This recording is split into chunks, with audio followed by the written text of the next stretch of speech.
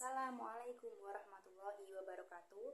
Perkenalkan, kami dari kelompok 2 dari mata kuliah Peradilan Agama di Indonesia yang diampu oleh Bapak Agus Wahyudi SHMH. Yang beranggotakan yang pertama ada Hansa Saka Husna Azharo dengan NIM 2021211067. Yang kedua ada Muhammad Rafiq Pamungkas dengan NIM 2021211068.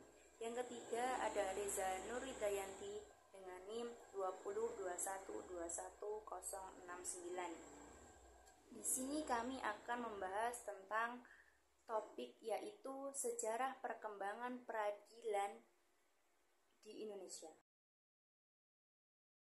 Kali ini kami akan membahas dua subtema. Yang pertama, peradilan agama pada masa pendudukan Jepang, dan yang kedua itu peradilan agama pada masa kemerdekaan. Di masa kemerdekaan ini itu dibagi menjadi 4. Yang pertama ada masa awal kemerdekaan, yang kedua masa Orde Baru, yang ketiga ada masa pemerintahan reformasi pembangunan, dan yang keempat ada masa pasca reformasi. Peradilan agama masa pendudukan Jepang. Pada zaman pendudukan Jepang, hukum yang berlaku di Indonesia adalah hukum yang diberlakukan pada masa kolonial Belanda sepanjang tidak bertentangan dengan kepentingan Jepang. Pemerintah Jepang tidak banyak melakukan perubahan-perubahan hukum sebagai dasar pelaksanaan peradilan agama di Indonesia. Peradilan agama masih dipertahankan dan tidak dirubah kecuali perubahan nama pengadilan agama menjadi Soryo Hoin dan Mahkamah Islam Tinggi berubah nama menjadi Kaikyo Koto Hoin. Lalu Dewan Pertimbangan memberikan pertimbangan kepada pemerintah Jepang yang bunyinya dalam negara baru yang memisahkan urusan negara dengan urusan agama tidak perlu mengadakan peradilan agama sebagai pengadilan istimewa. Untuk mengadili urusan seorang yang berkaitan dengan agama cukup diserahkan kepada pengadilan biasa yang dapat meminta pertimbangan seorang ahli agama. Lalu pengadilan agama tidak jadi dihapuskan karena Jepang menyerah tanpa syarat kepada Sekutu dan Indonesia. Memproklamirkan kemerdekaan pada tanggal 17 Agustus sebagai negara yang merdeka dan berdaulat. Lalu pada tahun 1942 adalah tahun Indonesia diduduki oleh Jepang. Kebijaksanaan pertama yang dilakukan oleh Jepang terhadap perundang-undangan dan pengadilan ialah bahwa semua berlaku sepanjang tidak bertentangan. Lalu peradilan agama tetap dipertahankan dan tidak mengalami perubahan. Peradilan agama dan Kaikyo Koto Hoin untuk Mahkamah Islam tertinggi. Lalu pada zaman Jepang, posisi pengadilan agama tetap tidak akan berubah kecuali terdapat perubahan nama menjadi Soryo Hoin. Pemberian nama baru itu didasarkan pada aturan peralihan pasal 3 Osno Seizu tanggal 7 Maret 1942. Nomor 1 pada tanggal 29 April 1942, pemerintah Balen Tentara Dai Nippon mengeluarkan Undang-Undang Nomor 14 Tahun 1942 yang berisi pembentukan Gunseihon atau Pengadilan Pemerintah Balen Tentara.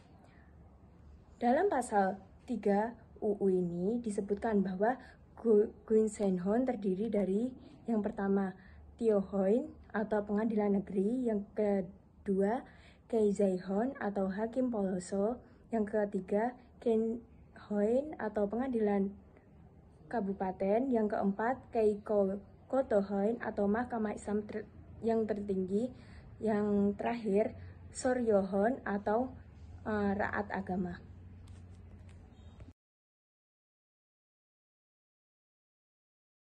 Pada masa awal kemerdekaan. Pada masa awal kemerdekaan, peradilan agama ini masih berpedoman pada peraturan perundang-undangan pemerintah kolonial Belanda.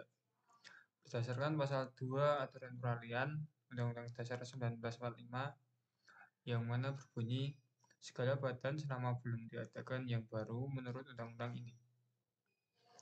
Kemudian peranan peradilan agama menjadi pelaksana kekuasaan kehakiman yang mandiri dihapuskan. Kemudian peradilan agama dijadikan bagian dari peradilan umum untuk menangani perkara yang menjadi kewenangan dan kekuasaan peradilan agama ditangani oleh peradilan umum. Secara istimewa,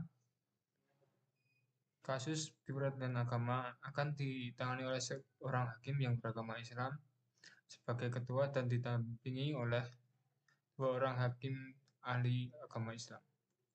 Kemudian kekuasaan peradilan agama atau mahkamah syariah ini menurut ketetapan pasal 4 peraturan pemerintah tersebut adalah sebagai berikut. Yang pertama, pengadilan agama atau mahkamah syariah ini memeriksa dan memutuskan perselisihan antara suami dan istri yang beragama Islam.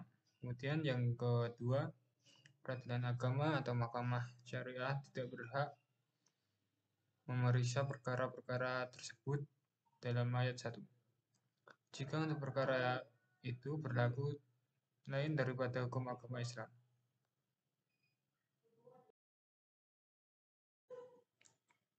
Kemudian pada masa Orde Baru, terdapat beberapa perubahan dalam penataan kekuasaan kehakiman di Indonesia, yang mana ditandai dengan keluarnya Undang-Undang Nomor 14 Tahun 1970 tentang ketentuan-ketentuan pokok kekuasaan kehakiman. Maka kedudukan peradilan agama ini mulai nampak jelas dalam sistem pemerintahan di Indonesia.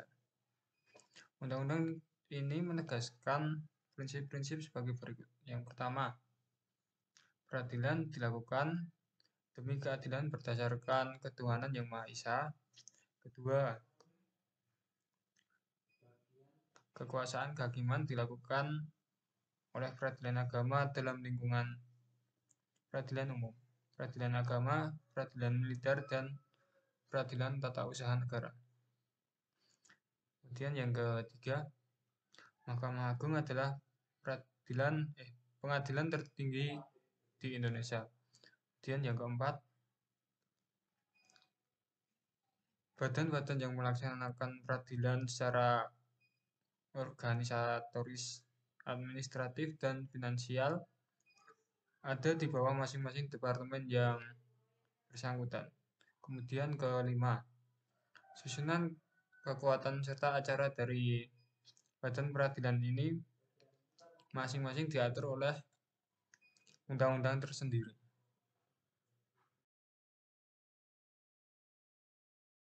Lalu yang ketiga itu ada masa pemerintahan reformasi pembangunan.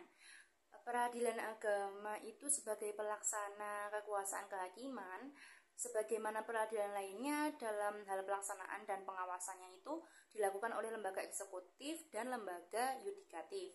Pembina teknis peradilan agama itu dilakukan oleh MA atau Mahkamah Agung, dan pembina masalah organisasi, administrasi, dan keuangan itu dilakukan oleh Departemen Agama yang sebagaimana diatur dalam pasal 10 dan ayat 1 Undang-Undang Nomor 14 Tahun 1970 tentang ketentuan-ketentuan pokok kekuasaan kehakiman. Lalu yang keempat itu ada masa pasca reformasi. Nah, pada masa ini itu banyak sekali perubahan-perubahannya. Penggantian maupun lahir peraturan perundang-undangan yang baru yang mengatur tentang kekuasaan kehakiman dan badan-badan yang lain yang fungsinya berkaitan dengan kekuasaan kehakiman untuk melaksanakan perintah Undang-Undang Dasar, TAP MPR, maupun undang-undang. Sekian presentasi dari kelompok 2. Bila ada salah kata mohon dimaafkan, dan bila ada kebenaran itu mutlak dari Tuhan. Sekian, wassalamualaikum warahmatullahi wabarakatuh.